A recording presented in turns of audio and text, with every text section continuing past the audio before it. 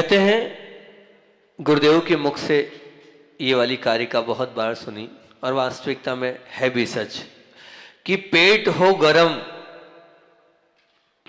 पैर हो गरम, क्या हो? पैर हो गरम, पेट हो नरम, पैर हो गरम, पेट हो नरम, सिर हो ठंडा, वे जी आए घर तो उन्हें दिखा दो डंडा। उन्हें दिखा दो डंडा मतलब पैर हमेशा आपके गर्म होना चाहिए, पेट हमेशा आपका नरम होना चाहिए और सिर हमेशा ठंडा होना चाहिए। ये एक चीज। और अब इसी चीज में हम आपको बताएं, जब भी आप भोजन करने बैठो तो विपरीत पैर होना चाहिए ठंडे। पैर कैसे होना चाहिए? पैर ठंडे। आप जितने पैर ठंडे रखोगे उतना पित्त शांत होगा, उतना वायु की विकृति कम होगी। इसलिए हमारे यहाँ जब हम आहार करते हैं शायद इसीलिए 5 प्रक्षालन है ताकि पैर ठंडे हो जाए। तो सामान्य से रात को सोते वक्त पैर गर्म चाहिए, सामान्य से दिन भर हमें लिए पैर गर्म चाहिए, लेकिन जब हम भोजन कर रहे हैं तो पैर ठंडे चाहिए। तो पैर क्या चाहिए? ठंडे चाहिए। तो भोजन के समय आप पैरों को ठंडा रखें, बाकी फुल टाइम आपके पैर गर्म होने चाहिए। अगर दूसरे समय आपके पैर गर्म नहीं है तो मान के चलना आप बीमार हैं और बीमारी की ओर आप पहुंचते चले जा रहे हैं। तो ये पूज्य गुरुदेव के मुख से मैंने ये बात सुनी थी। और अभी तो मैं प्राचीन कहावत से अपनी बात को प्रारंभ करता हूँ कि उसमें जो प्राचीन कहावत कही है उसमें अलग अलग माहों में इसको हमें मुख्यता से जितनी माताएं बैठी है वो इनको लिख ले। ये जो मैं बात बोल रहा हूँ ये वास्तविकता में ये पुराण ग्रंथों की बातें, ये प्राचीन ग्रंथों में बात लिखी गई हैगी कि इसका विशेष ध्यान रखना चाहिए। अगर आप इसका विशेष ध्यान नहीं रखेंगे तो आप अस्वस्थ हो जाएंगे, आप बीमारियों से घिर जाएंगे।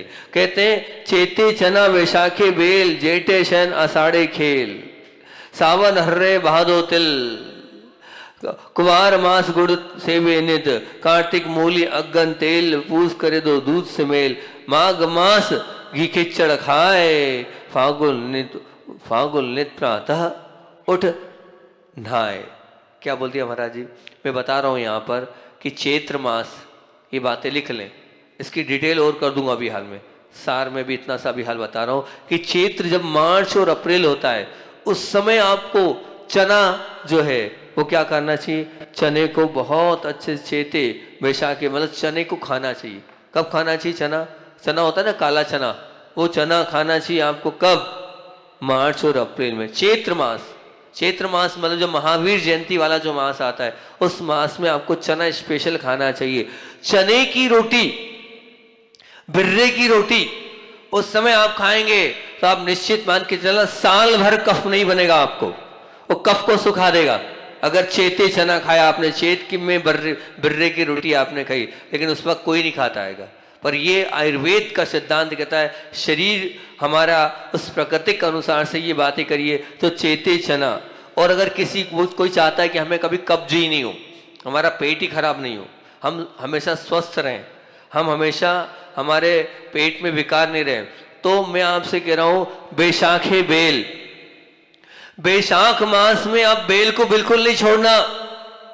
बेल बैसाख मास में बेल का जूस हर घर में बनना चाहिए। हर छोटे से बच्चे से लेकर बड़े तक आप बैसाख में उस हरे फल के जूस को दो। आप पूरे साल भर की जितनी अभी गंदगी अभी ये बाहर करेंगे, लेकिन साल भर की पूरी गंदगी बैसाख में बेल लेने से समाप्त हो जाती है। पूरी विकृति है वो पूरी बाहर हो जाती है, पूरा अंदर जमा हुआ टॉक्सिन है वो बैसाख में बेल लेने से समाप्त हो जाता है। इसलिए वहाँ कहा है बैसाख रेचक होता है, ये पित्त को शांत करने वाला होता है। ये अनेक जो बीपी वाले लोग हैं उनके लिए बहुत काम का होता है बेल, सैकड़ों बीमारियों में काम आता है बेल, लेकिन एक महीने के लिए महा औषधि का काम करता है बैसाखे बेल। इसलिए आप लोगों को, और ये देखो ऐसा है कि आप अगर चाहेंगे तो ही बन पाएगा, तो जितनी माताएं उनको ध्यान रखना चाहिए। और बैसाख में बेल का प्रतिदिन घर में जूस बनना चाहिए। और बैसाख में आप चाहें तो बहुत सुंदर सा उसका च्यवनप्राश बनता है, आप चाहें तो च्यवनप्राश भी आप उसको बना सकते हैं और दें। साधु परमेष्ठी के लिए लिखे ये, आप चाहते हैं वैयावृत्ति करना, ये त्यागी वृत्ति की वैयावृत्ति करना, तो ये आप शाविकाओं को एक आप दें, वैशाख में बेल बहुत अच्छे से दें तो स्वस्थ हो जाएंगी, उनके जीवन में बीमारियां आएगी नहीं। तो चेते चना वैशाखे बेल और जेठे शयन, इसका तात्पर्य ये कि ज्येष्ठ मास में आपको रेस्ट करना चाहिए। जेठे में कभी भी ध्यान रखना, कहते हैं आचार्य जी की जेठ मास में अनिद्रा वाली स्थिति नहीं होना चाहिए। जेठ में जितनी ज़्यादा हो सके उतनी ज़्यादा शरीर को आवश्यकता होती है नींद की, इसलिए आप उस समय रात्रि जागरण ना करें, जल्दी सोएं और जितनी ज़्यादा नींद ले सकते हैं उतनी जेठ में नींद ले लें, ताकि आपको, अगर आप नींद नहीं ले रहे हैं तो नींद से संबंधित समस्याएं आपको हो सकती है। तो जेठे क्या बोल दिया इन्होंने कि यहाँ जेठ मास में शयन, और आषाढ़े खेल का तात्पर्य आषाढ़ में आप जितनी मेहनत कर सकते हैं, जितनी एक्सरसाइज कर सकते हैं, जितना आप वर्क कर सकते हैं, जितना हार्ड वर्क कर सकते हैं आप आषाढ़ में करें, है ना। उसके अलावा भी और भी जो कार्य होते हैं वो आषाढ़ में कहते हैं करें। और अगर आप वास्तविकता में वात, पित्त और कफ इन तीनों को समर करना चाहते हैं तो बिल्कुल उसको छोड़ना मत। श्रावण मास में क्या करना है, बोले हरण। माताओं, आप सबसे अच्छा तरीका बता रहा हूं कि एक महीना जो श्रावण मास आता है उसमें आप उस हर्र को लो, उस हर्र को लेकर हल्की हल्की घी में उसको सेक लो, और सेकने के बाद हर एक डब्बी में बनाकर दे दो आप। मतलब जितनी आप हर्र का सेवन कर लेंगे आप, तो तीनों वात भी, पित्त भी और कफ भी, तीनों शमन हो जाएगा। ऐसा ये मैं अपने मन से कुछ नहीं बता रहा हूँ, ये प्राचीन कथानक आया है, उस प्राचीन कथानक में आपके सामने वो पूरी प्रस्तुति कर रहा हूँ, मन से कुछ भी नहीं है। तो क्या बोल रहा हूँ आपसे मैं कि यहाँ पर आपको हरण, इसका श्रावण मास का तात्पर्य होता है जुलाई अगस्त, चैत्र मास का मतलब होता है मार्च अप्रैल, ठीक है ना। वैशाख का मतलब होता है अप्रैल मई, और जेठ का मतलब होता है मई जून। मई जून, वैसे मई जून में हम इतने ज़्यादा थक जाते हैं और वो व्यक्ति सोता ही सोता है, गर्मी में बाहर निकलता ही नहीं है। मई जून का जो सीजन होता है वो बाहर निकलने का नहीं होता है, लू खाने का नहीं होता है, वो वैसे भी रात्रि में भी वो जल्दी सोए और दिन में भी रेस्ट करे वो, इसलिए क्योंकि शारीरिक क्षमता उस समय जो है हमारी इतनी बचती नहीं है। मई और जून जो होता है ना, उस समय हम खा पाते नहीं हैं और खाने की क्षमता हम तो बचती नहीं, पीते ही पीते, तो शरीर की क्षमता ज़्यादा वर्क करने की नहीं होती है। मैंने इस पर रिसर्च किया कि क्यों ऐसा मई जून में दिया है, किससे हो, तो क्योंकि हमारी शरीर की क्षमता मई जून में नहीं होती है। मई जून में जो है आप समझो कि हम ज़्यादा बल वाला काम करें नहीं, रेस्ट। मई जून में आप सिर्फ रेस्ट करो, और वैसे भी इसीलिए गर्मियों की छुट्टी मई जून में दी। अब देखना ये सिद्धांत स्पष्ट समझ में आ रहा है। मई जून गर्मियों की छुट्टी क्यों दी, छुट्टी का मतलब क्या है, सिर्फ क्या करना है, अपने को रेस्ट करना है। यहाँ वही बोल रहे हैं वो कि मई जून में आपको कुछ नहीं करना है, शयन, रेस्ट करना है। तो मई और जून में रेस्ट, ये मई और जून का काल होता है। और आषाढ़, जून और जुलाई का काम होता है। इस जून और जुलाई में जितने आसन प्राणायाम, कहते हैं कि जब भी योग को आपको प्रारंभ करना है, आपके जीवन में आसन को आपको प्रारंभ करना है, तो आषाढ़ से प्रारंभ करें आप। तो जून और जुलाई में उस समय पानी आने की जो शुरुआत हो जाती है, मौसम में ठंडक आ जाती है, और उस समय जो अगर आप मान लीजिए अपना मेहनत का काम करते हो, और वैसे भी किसान लोग जून और जुलाई में सबसे ज़्यादा मेहनत करते हैं। आप देखिए वो जून और जुलाई का ही समय होता है जब वो बहुत ज़्यादा बोनी करते हैं, मेहनत करते हैं, वर्क करते हैं, सब कुछ करते हैं। तो जून और जुलाई का मेला होता है। और फिर उसके बाद क्या है, श्रावण। श्रावण में क्या बोला मैंने, हर्र खाना है, क्योंकि वात, पित्त और कफ तीनों को समन करता है। श्रावण में जब पानी आता है तो वो जो पहली बार का जो पानी आता है, बरसाती पानी आता है, वो जो बरसाती पानी है, उस बरसाती पानी के कारण न जाने कितने टॉक्सिन्स ऐसे जाते हैं जो हमारे लिए हानिकारक थे, उन सब टॉक्सिन्स को खत्म करती वो हर्र। और वो हर्र जो श्रावण मास में सबसे ज्यादा विकृत होती वायु, उस वायु को शमन कर देता है। क्योंकि अगर वायु एक बार बैठ जाती है, कहीं मान लो रीढ़ में बैठ गई, कहीं गर्दन में बैठ गई, कहीं दूसरे स्थान पर वायु बैठ गई, तो वो घर कर जाती है। तो वायु विकृति को शमन करता हर्र। इसलिए यहाँ पर उन्होंने कहा है कि आपको क्या है कि श्रावण मास में हर्र का सेवन करना चाहिए। जितनी माताएं लिख लो, ये घर की औषधियाँ हैं और ये आप दो बनाकर, ये आपका कर्तव्य, आपको देना चाहिए। तो श्रावण मास में आपको मैंने बताया कैसे लेना है, सुपारी जैसा हल्का हल्का घी में सेक दो आप, और फिर वो चूसते रहें वो, तो अपने आप में चेहरा बदल जाएगा, कलर आपका बदल जाएगा। पूरे दाग धब्बे पूरे समाप्त हो जाएंगे हर्र के माध्यम से। अगर आपने श्रावण मास में इस पर पूरा पित्त कफ जो है वो पूरा बाहर हो जाएगा। तो और साथ में पेट जिनका साफ नहीं हो रहा है उनका उससे पेट पूरा साफ होकर पूरी गंदगी बाहर हो जाएगी अंदर की। तो श्रावण मास में हर्र, फिर ये हो गया कौन सा, जुलाई और अगस्त। अब आता अश्विन, अर्थात अश्विन नहीं, अब आता है भाद्रपद, वो होता है अगस्त और सितंबर। इस समय भाद्रपद में जिस समय देना चाहिए आप लोग उस समय नहीं देते हो। उस समय जो भाद्रपद में तिल का सेवन करना चाहिए। काय का सेवन करना चाहिए? तिल का सेवन करना चाहिए। लेकिन और इस समय तिल के साथ कहते हैं कि अगर आप तिल दे देते हैं तो बहुत अच्छी बात है कि, लेकिन कोई देता ही नहीं है उस समय, तिल कोई देता नहीं है। कब देते हैं? जनवरी में देते हैं। और यहाँ पर जो तिल के लिए जो बात कही गई है वो कब की कही गई है कि भाद्र मास अगस्त सितंबर में तिल का सेवन करना चाहिए, क्योंकि उस समय तिल के अंदर बहुत सारे पौष्टिक तत्व होते हैं और वो पौष्टिक तत्व जो होते हैं भाद्रपद में उसकी आवश्यकता होती है। और उसमें जो एक तेली पदार्थ होता है, वो जो तेली पदार्थ होता है वो तेल की आवश्यकता उस समय होती है भाद्रपद में, वो हमारे शरीर में पूर्ति करते हैं। इसलिए भाद्रपद में तिल का कहा गया है कि तिल का सेवन करना चाहिए। फिर उसके बाद अश्विन मास आता है, मतलब कौन सा? अश्विन मास जो अभी सितंबर और अक्टूबर में पहले गया, सितंबर और अक्टूबर में गया, उस समय गुड़ का सेवन करना चाहिए। काय का सेवन करना चाहिए? गुड़ का सेवन उस समय करना चाहिए। लेकिन अब उस समय गुड़ आप देते नहीं है, ये लिख लो आप, उस समय गुड़ के लड्डू चलना चाहिए। कब? कौन से माह में? सितंबर और अक्टूबर में। उस समय आप गुड़ का जितना सेवन करेंगे वो आपके शरीर के लिए लाभदायी होगा और वो आपके लिए अनेक प्रकार की बीमारियों को दूर कराने वाला वो गुड़ होगा अश्विन मास में, अर्थात सितंबर और अक्टूबर की माह में। फिर उसके बाद कार्तिक आता है। कार्तिक मतलब कौन सा? अक्टूबर और नवंबर जो अभी चल रहा है, ठीक है ना। तो ये अक्टूबर और नवंबर में जो है बैसाख के तिल को कार्तिक करेला, कार्तिक करेला तो इसमें आ जाएगा ना, हाँ, कार्तिक करेला। तो यहाँ पर इस कार्तिक मास में करेले के लिए बोला गया है। किसके लिए? क्या? कुंवार, करेला, कार्तिक, दही। भैया ये सुन तो लो, ये निषेध वाला है, ये निषेध वाला है, ठीक। तो यहाँ पर आपको इस समय उसको उल्टा नहीं लेना उस समय, ठीक, क्योंकि वो जो बोली वो हम आपको नहीं बोलेंगे। आपको क्या लेना? करेला इस समय। हाँ, इस समय कुंवार नहीं, कार्तिक। हाँ, तो कार्तिक में क्या लेना है आपको? कार्तिक में करेला लेना है, ठीक। और फिर उसके बाद मार्गशीर्ष आता है, तो उस समय अगहन कहलाता है। वो कहलाता है कौन सा? नवंबर और दिसंबर। इस नवंबर और दिसंबर में अगहन तेल मतलब इस समय आपको तेल से बनी वस्तुओं का सेवन करना चाहिए। इस समय अंदर शरीर में तेल की पूर्ति इस अगहन मास में करना जरूरी है। रूखी त्वचा हमारी हो जाती, उस रूखापन के वो जो रूखापन हो जाता है उस रूखेपन को समाप्त करने के लिए जो नवंबर और दिसंबर होता है, जब ठंड पड़ती है तो आप देखना ठंड पड़ने के कारण क्या होता है? तिड़ जाता है शरीर, एकदम ऐसा होता है। उस समय हमारा शरीर भी क्या मांगता है? वो बोरोलिन मांगता है कि बोरोलिन लगा ले हम। तो वो बोरोलिन ना लगाकर हम क्या करें? हम सेवन करेंगे तो स्किन डिसीज से हम बच सकते हैं। तो उस समय हमें तेल का सेवन करना चाहिए। कब? कौन से में? तो बोलते हैं नवंबर और दिसंबर में। और नवंबर दिसंबर के बाद आती है पोष मास में आपको दूध का सेवन करना चाहिए।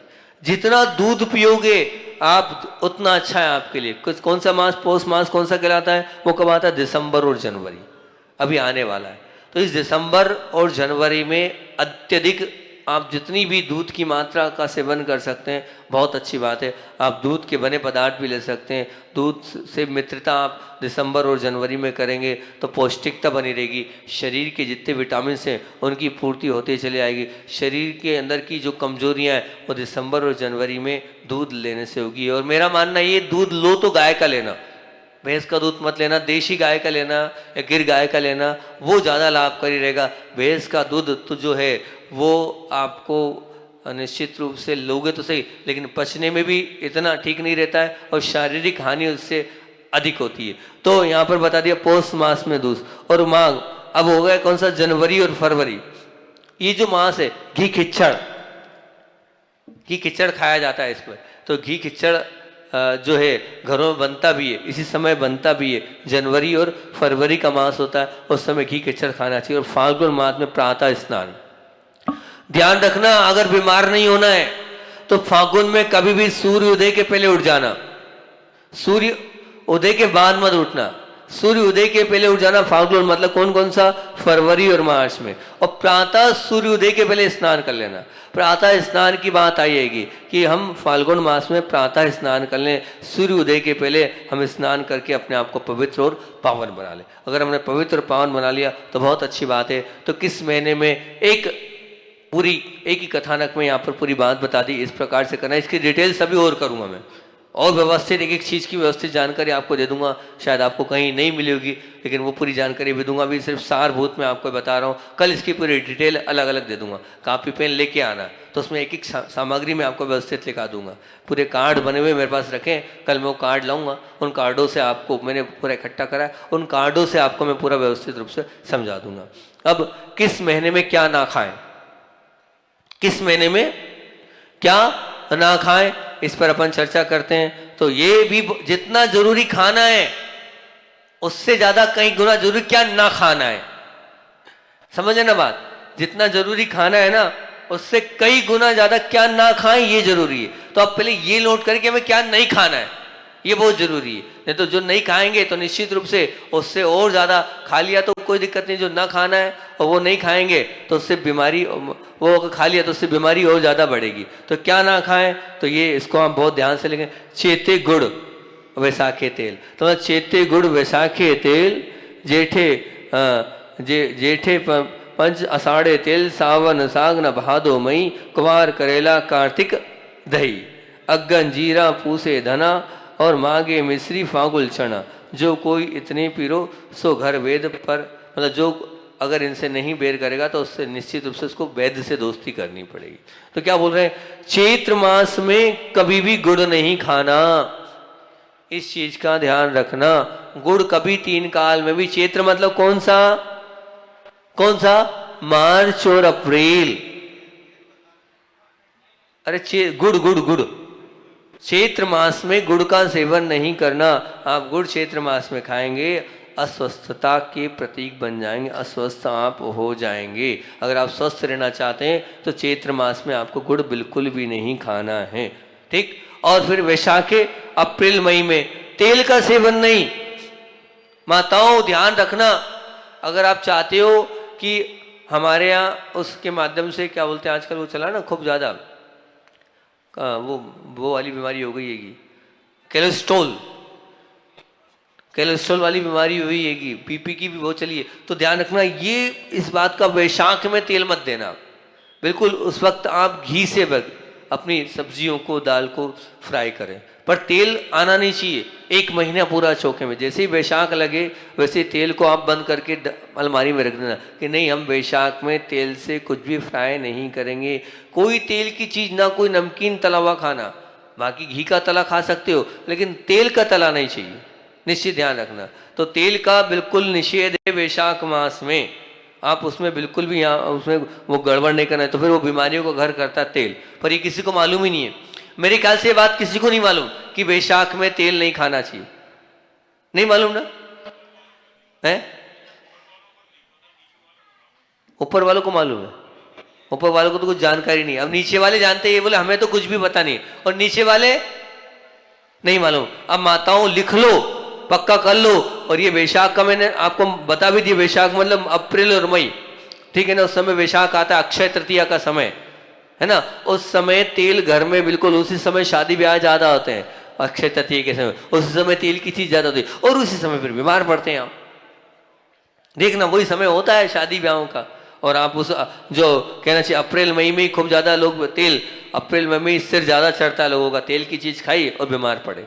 तो आप अप्रैल मई में तेल का निषेध है, कोई भी तेल की वस्तु नहीं खाना। फिर उसके बाद क्या आता है, जेठ में क्या है, जेठ में मैंने पहले कहा है, जेठ मतलब मई और जून का जो समय, घूमना बिल्कुल नहीं, मेहनत नहीं करना, एक्सरसाइज बिल्कुल कम।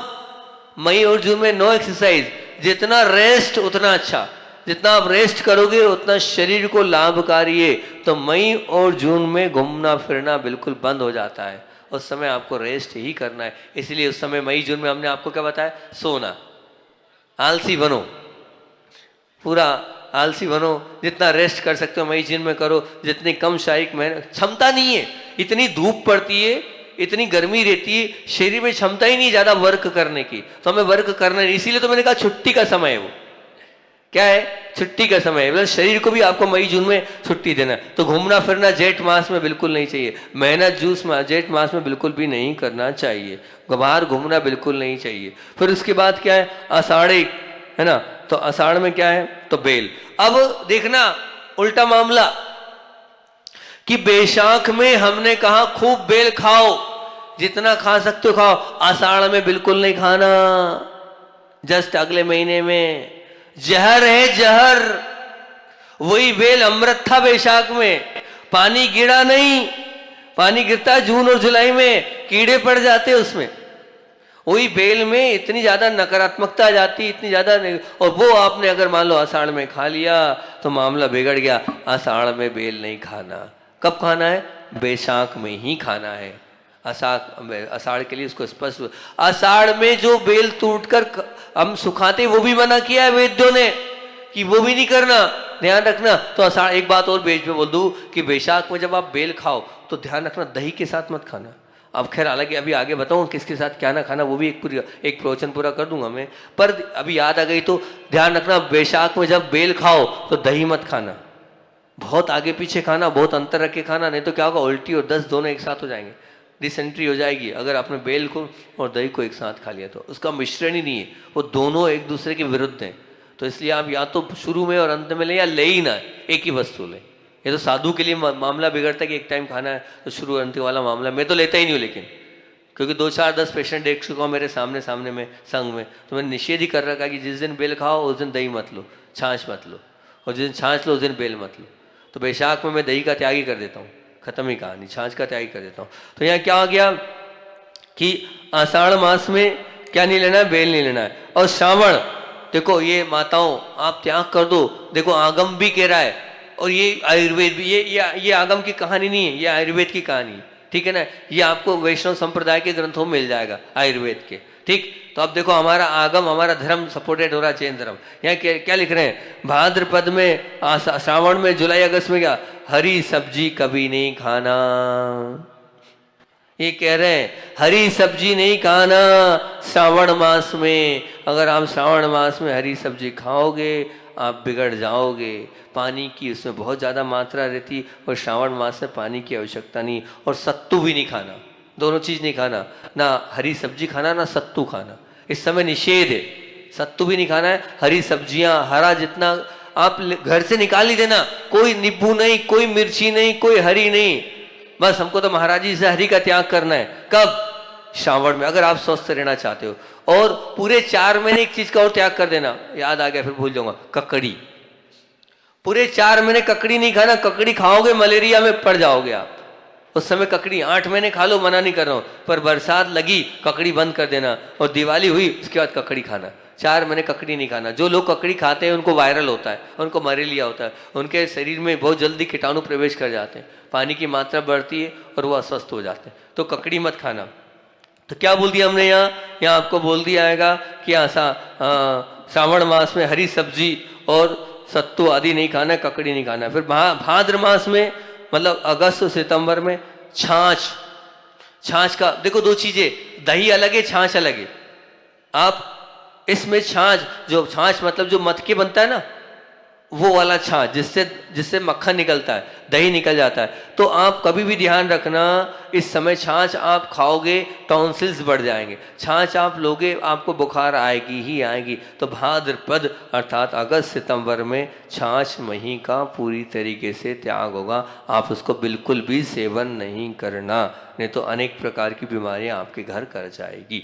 फिर उसके बाद आता है अश्विन मास, सितंबर अक्टूबर, ठीक। ये अश्विन मास कहलाता है।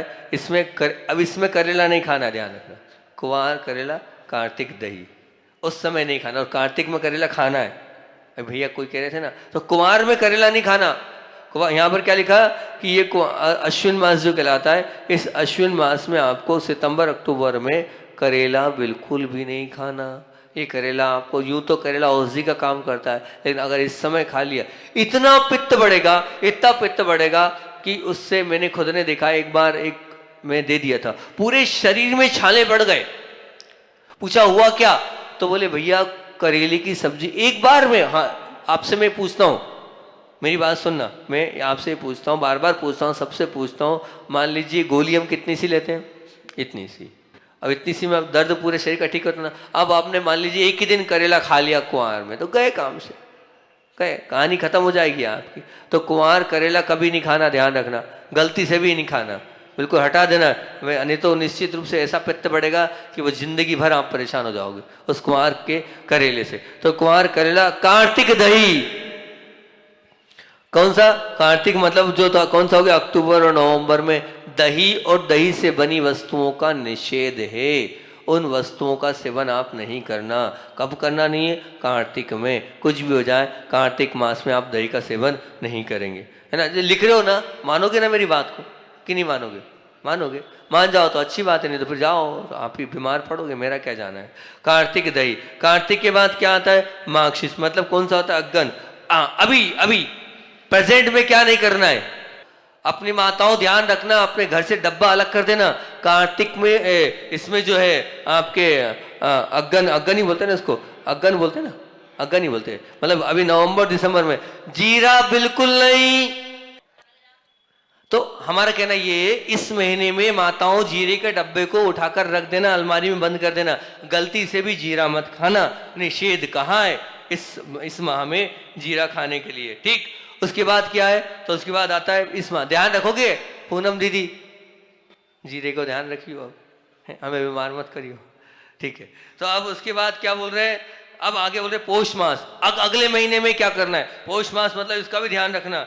सब्जियों में दिसंबर जनवरी धना ना हरा खाना ना सूखा खाना, सब्जियों में धना बिल्कुल नहीं डालना, ठीक। कौन से? दिसंबर जनवरी में धने को अलग कर देना। 11 महीने खूब खाओ जीरा, अभी नहीं खाना। 11 महीने धना खूब खाओ, लेकिन आने वाला जो पौष मास आएगा उसमें आपको धने को अलग करना है। फिर उसके बाद माघ मास, उसमें जनवरी और फरवरी में क्या है? मिश्री का सेवन नहीं करना। वैसे भी नहीं करते आप, मेरे ख्याल से तो नहीं करते, लेकिन नहीं करना। ये कारिका इस पुस्तक से मेरे पास एक प्राचीन ग्रंथ की ओर लिखी, कल इसको और अपडेट करके एक और थोड़ा सा बता दूंगा मैं कि उसमें और कुछ भी है, थोड़ा मतभेद भी है इसमें ना। तो उसमें मिश्री नहीं खाना। और अंतिम, क्योंकि समय अपना हो गया है, फागुन मास में चना।